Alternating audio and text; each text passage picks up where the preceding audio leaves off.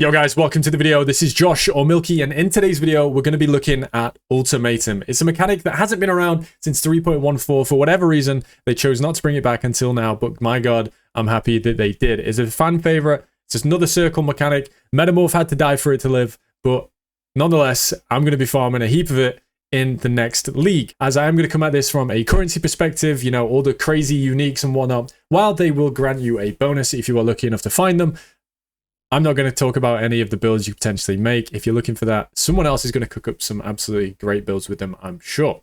But there is a lot of value in those uniques, so it will be something we have to think about when we choose how we want to farm Ultimatum. So to kick things off, let's talk about what it is, as I'm sure some of you didn't all play back in 3.14. It was a long time ago, and I'm showing my age. You know, I was well into my PoE times by the time Ultimatum came out, but some of you would not have been. So first of all, you're going to encounter an altar within the map, and when you engage with this altar, you're immediately going to spawn a big army of mobs. They're going to come at you and attack you, and you're going to have 4 different potential outcomes. You're either going to need to protect the altar from the onslaught of mobs, defeat the mobs, stand in stone circles, or simply survive the encounter for a set duration of time. Now, if you are to do this, that particular encounter will persist for the remainder of the Ultimatum. So if on wave 1 you have to stand in circles, for the rest of that encounter you will have to stand in stone circles every single wave. Now when you complete this round, you will be shown a reward as well as a set of negative affixes that could potentially affect your character. I say potentially because you could choose to leave with the reward you've already gained and, you know, scamper off, finish the map and run away. You can keep those rewards, not finish it. I'm not going to try and convince you to only run to, you know, the 10th wave. I'm probably going to do that myself and lose a lot of loot, but you don't have to do that. You could leave if you get some particularly negative affixes. Now, these affixes do range from quite innocuous to very, very deadly, depending on your build. I have a full list of them here. You can also find this at PoEDB. This spreadsheet will just be my info dump of stuff, but for now, I'm still working on it. So first of all, there are 4 different types of damage and corresponding affixes that apply the damage to you. We've got chaos damage coming from choking miasma. We've got lightning damage coming from stormcaller runes, fire damage coming from raging dead, and then cold damage coming from blistering cold. These are kind of your bog standard, you know, dodge it, don't get hit, and you won't get dealt damage. And if you're tanky enough, you can just stand in these from wave 1 all the way up to wave 10 and be absolutely fine. Now, when it starts to get a bit dangerous is when we look at the next mod. You'll see here the Restless Ground. Once you level this up to number 3, it starts to summon Ruin Inflicting Phantasm. Now, Ruin is a mechanic exclusive to Ultimatum, and essentially how it works is if you get hit, you will be marked with 1 mark of Ruin, and if you reach 7 marks of Ruin, the encounter will immediately end and you will lose all those rewards you've gained up to that point. And it means you can't just out-tank the mechanic. You can't just stand still, never worry about the mobs, as these invulnerable shades are just going to come and apply Ruin to you. As well as this, you're pretty much mandatory to get Corrupted Blood immunity, as Razor Dance will apply Corrupted Blood to you on hit, and you know, when there's a lot going on in these ultimatums, it's very likely that you're going to get hit. So in order to avoid bricking any of your ultimatums, it is very, very recommended that you get some Corrupted Blood immunity.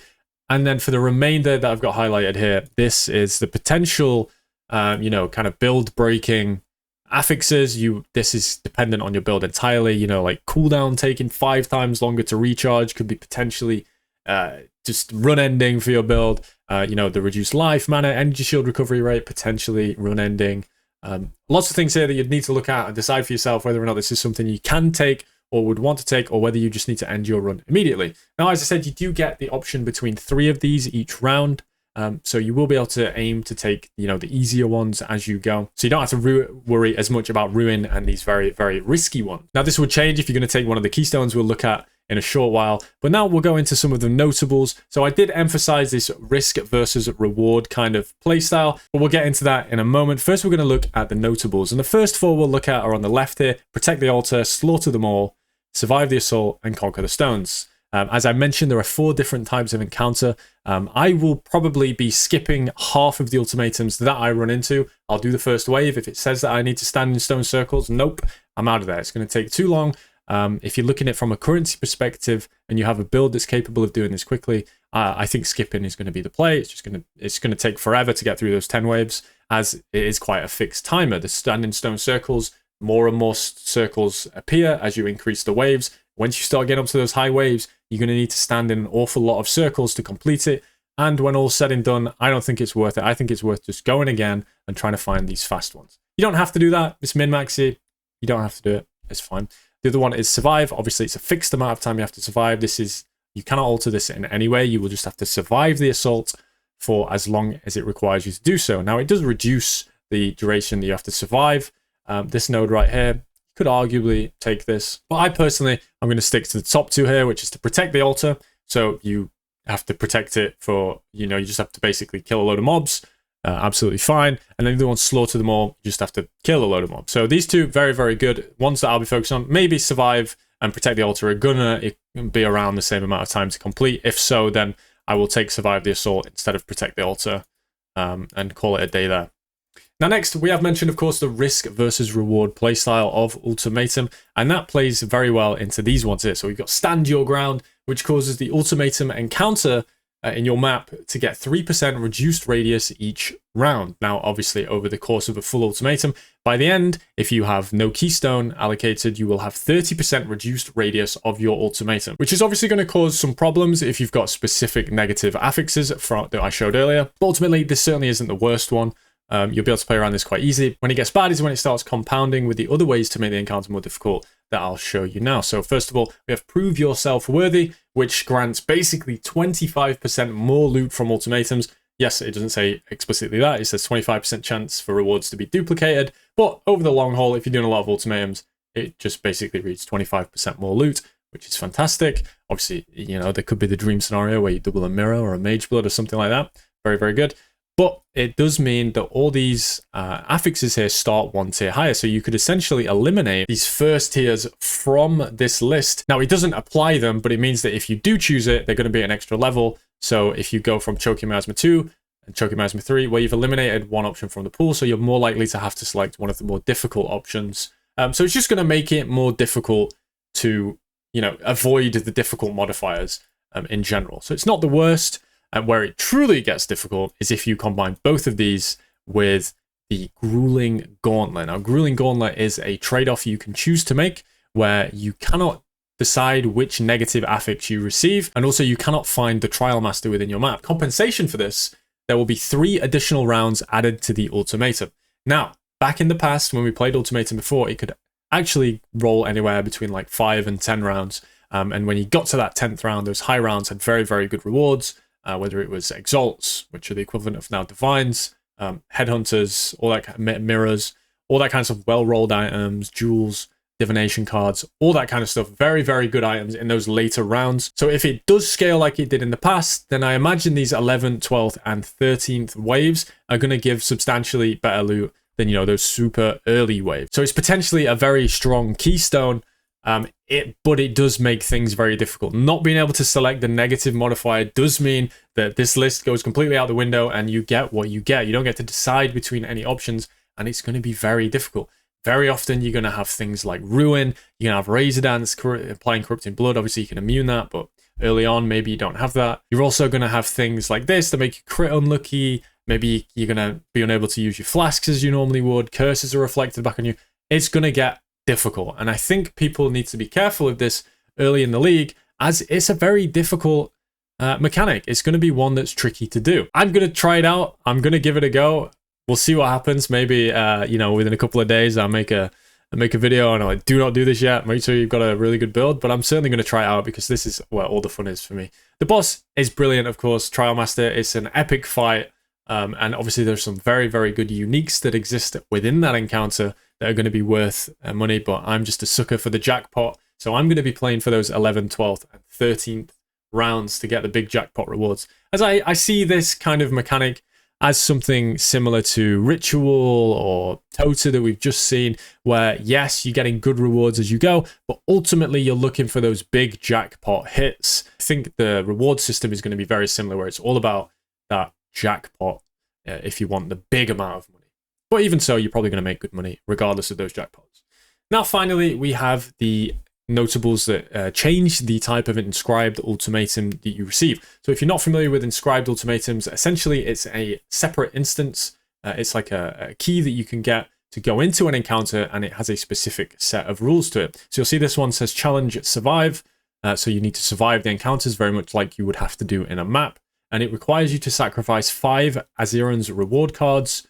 and in return, if you complete the encounter, you will receive 10. So it will double whatever you, whatever you put up. The mods are shown on it, so if it's too difficult for you, you don't have to do it. You can trade it to someone else who can maybe run it. The reason I'm a bit hesitant about taking these, called it wishful thinking, but there was a mirror inscribed ultimatum that allowed you to mirror a rare item. So what you would do, very much like this one says to gamble 5 Aziran's rewards, you would instead gamble a rare item. And if you completed it, you would receive the rare item back and a mirrored copy. So that one's going to be very valuable, but it's not going to be tagged, I imagine, as currency, unique, or divination card, as that would make 0 sense. Maybe these are a bit of a bait if you're simply looking for those jackpot rewards. The mirror ultimatum definitely being one of those. But maybe for the more consistent option, you would want to opt in to taking, the divination card one or the currency one. Unique's kind of there. I probably wouldn't go with that.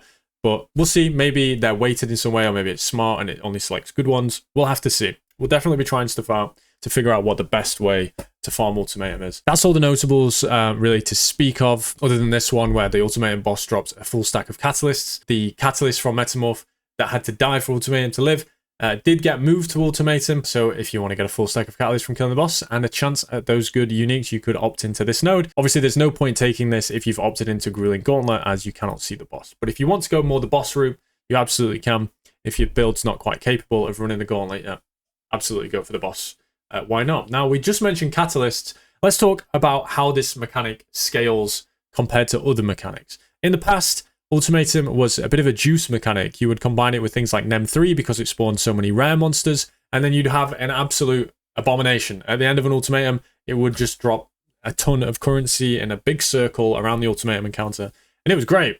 But now mobs don't drop any loot, which has some implications. Obviously, it doesn't scale with quant or rarity. It's probably not going to have any scaling with the new league mechanic, which is a bit of counter synergy. And also, this means you don't really have to even roll your maps. You could run, unrolled maps. You don't even need to alch them. And your ultimatum's going to be the same regardless, other than the catalyst. It does specifically say in the patch notes that catalysts are now rewards from ultimatum, and they are affected by map item quantity. Obviously, you're going to roll your maps anyway because you've got other stuff in there. But for the sake of argument, you don't have to strictly for the ultimatum, except if you want the catalyst rewards. So we'll have to see how expensive catalysts are, as there is a new one that has been added. It's called the Tainted Catalyst, which applies a random quality type and amounts of quality to a corrupted ring, amulet, or belt. So this can be applied to things like Great Wolf or other talismans, or, Call of the Brotherhoods you've corrupted. You basically people are going to be corrupting rings, and you'll be like, damn, I really want that corruption on my ring.